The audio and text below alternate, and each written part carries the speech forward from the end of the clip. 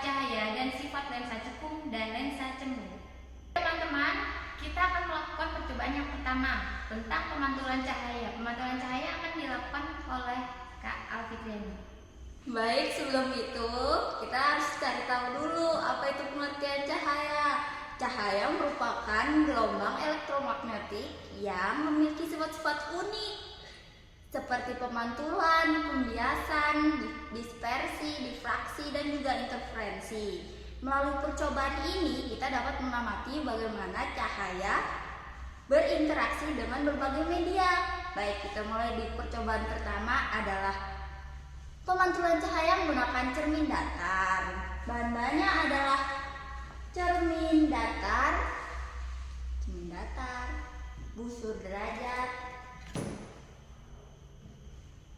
papan transparan, lampu senter, dan juga celah cahaya. Untuk susunannya seperti ini, teman-teman.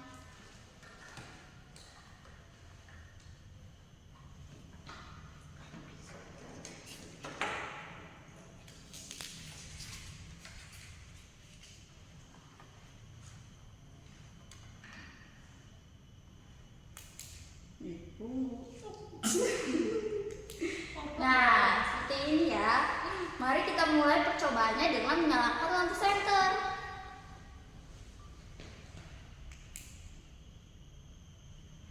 Kemudian kita lihat sudut yang sinar datang itu mengarah ke sudut berapa? Berapa Kak? Sudut berapa? 20. Baik. 20 derajat sudut datangnya. Ingat ya, kalau di pemantulan cermin datar itu sudut datang sama dengan sudut pantul. Jadi kalau misalnya sudut datangnya adalah 20 derajat, berarti sudut pantulnya juga 20 derajat. Coba dilihat Kak, cahayanya. Berapa sudut datangnya? 120 Kak. Baik. Berarti sudut pantulnya adalah 120 derajat. Cahaya yang mengenai cermin datar dipantulkan dengan sudut datang sama dengan sudut pantul. Objek di depan cermin membentuk bayangan yang sama besar, tegak, dan semu. Nah, begitu. Selanjutnya adalah pemantulan cahaya menggunakan cermin cembung. Bahan-bahannya ada layar, cermin cembung, kertas putih, lilin, dan juga penggaris.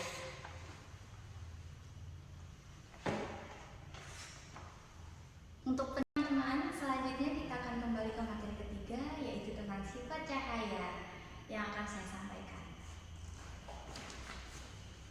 Baik teman-teman, sifat cahaya ada 3 ya. Yang pertama adalah dispersi, interferensi, dan difraksi. Untuk percobaan ketiga ini kita membutuhkan yang pertama kompak disk, yang kedua baskom berisi air, dan yang ketiga senter. Baik teman-teman ya. Yang pertama untuk dispersi, langkah pertama kita harus mengarahkan cahaya senter ke layar putih.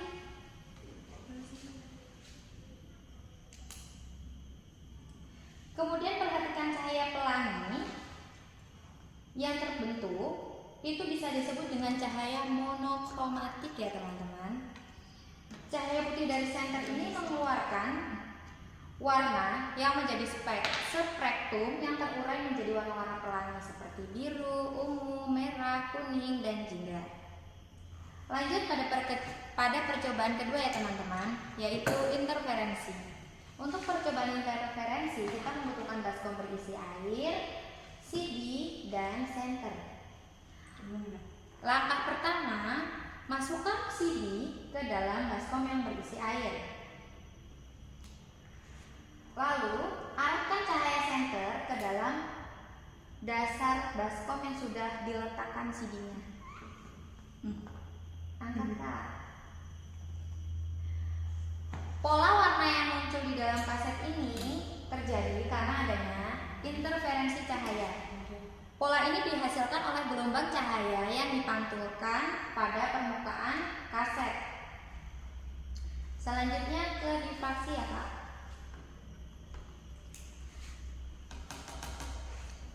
Oke, penjelasan dari difraksi ya teman-teman. Difraksi terjadi ketika cahaya melewati celah-celah atau pola mikroskopis pada kaset menyebabkan lenturan cahaya. Pola terang dan gelap itu muncul akibat gelombang cahaya yang dibiaskan ke struktur permukaan kaset. Kita lakukan percobaannya ya teman-teman.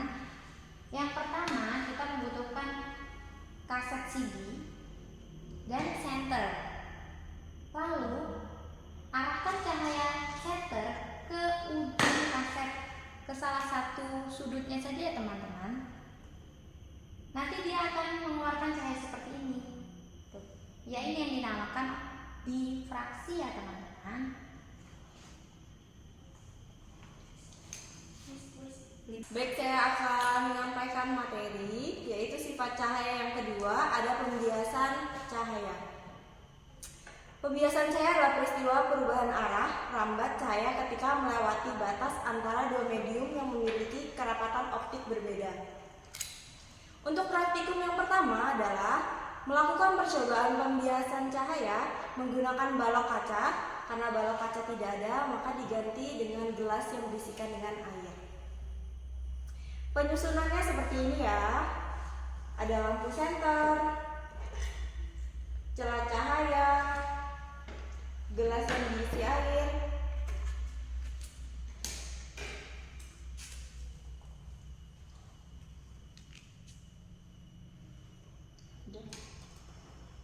kemudian kita menyalakan senter, celah cahaya, dan gelas yang diisikan dengan air. Baik, bisa dilihat ya teman-teman.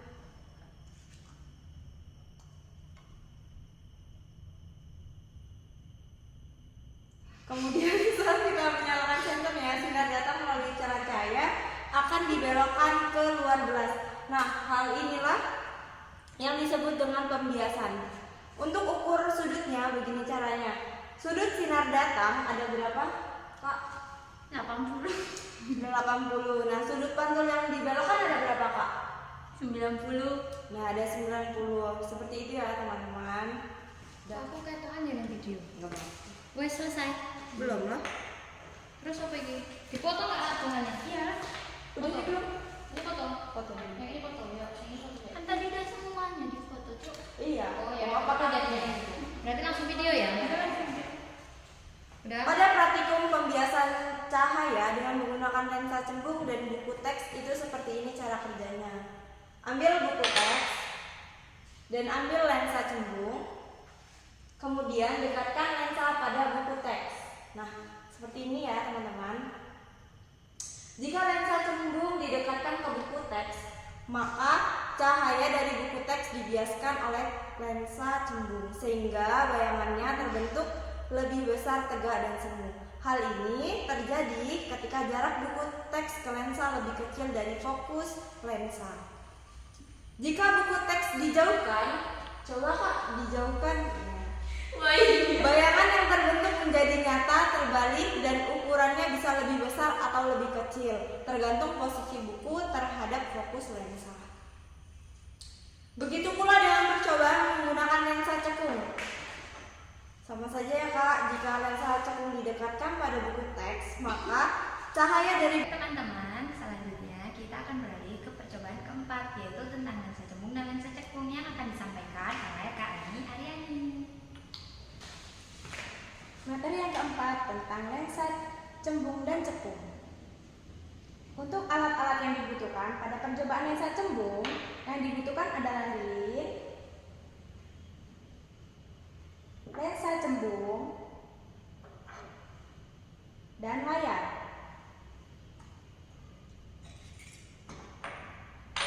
Pertama, susun semuanya, letakkan lilin di depan lensa cembung dan ditempatkan layar di sisi lainnya.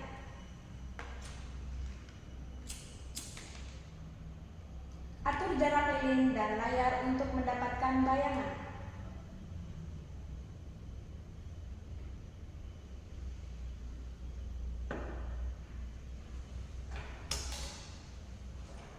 Lensa cembung menghasilkan bayangan nyata, terbalik, dan dapat diperbesar atau diperkecil tergantung jarak lilin dari lensa. Jika lilin diletakkan lebih dekat dari fokus bayangan semu, tegak dan diperbesar terlihat melalui lensa.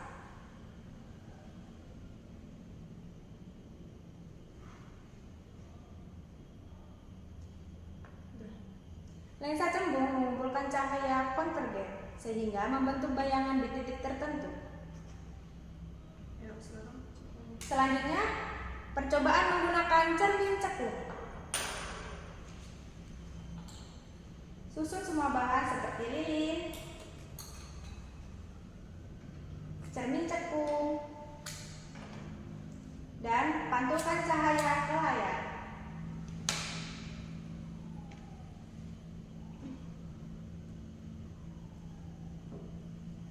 Atur jarak lilin untuk melihat perbedaan bayangan.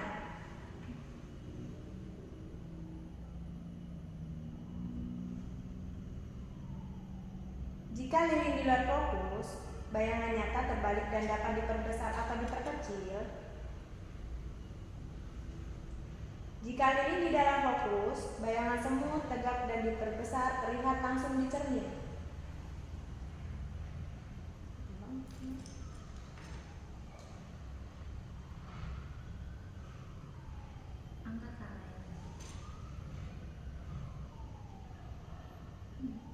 Nah, seperti itu ya teman-teman.